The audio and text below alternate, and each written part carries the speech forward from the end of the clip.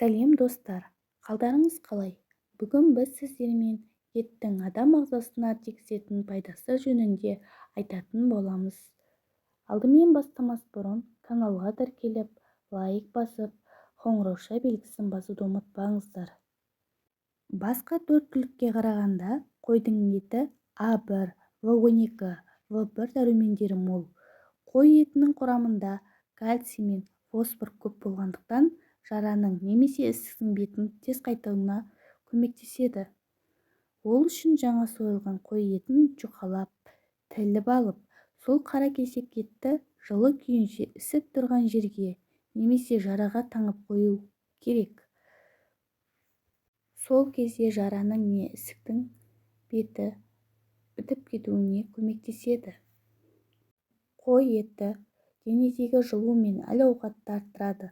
Сонымен қатар денедегі желді басып, тәбетіңізді де ашады.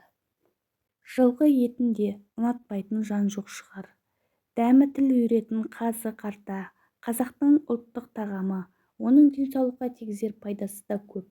Мәселен, ол іріңді тоқтатып қана қоймай, бүйрек пен белді желден тазартады екен.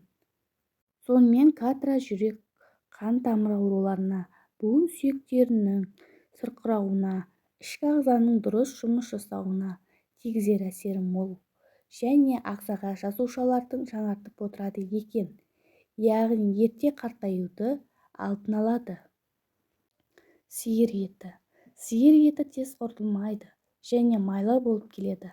Алайда ол бүйрек, бел мен бастан ұстаған суықты шығаруға көмектеседі. Жалпы мал атауының бәрі жасына қарай семіреді.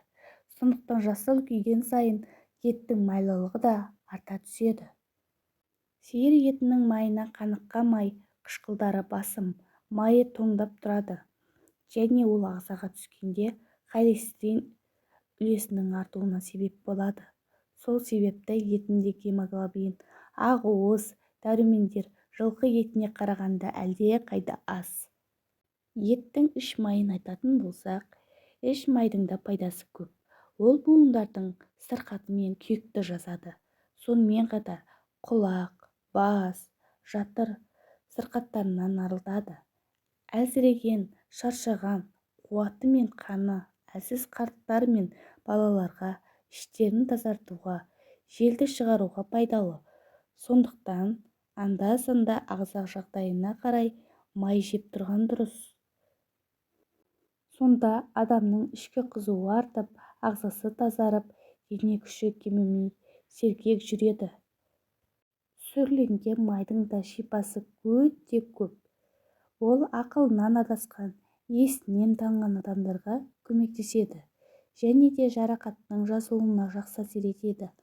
Ал шыжғырылған, күйдірілген май ойды өткірлейді, зейінді арттырады, денеге жылу мен күш-қуат береді. Достар, біздің каналымыз ұнаса, каналға тіркеліп, лайк басып, қоңырауша белгісін басуды ұмытпаңыздар.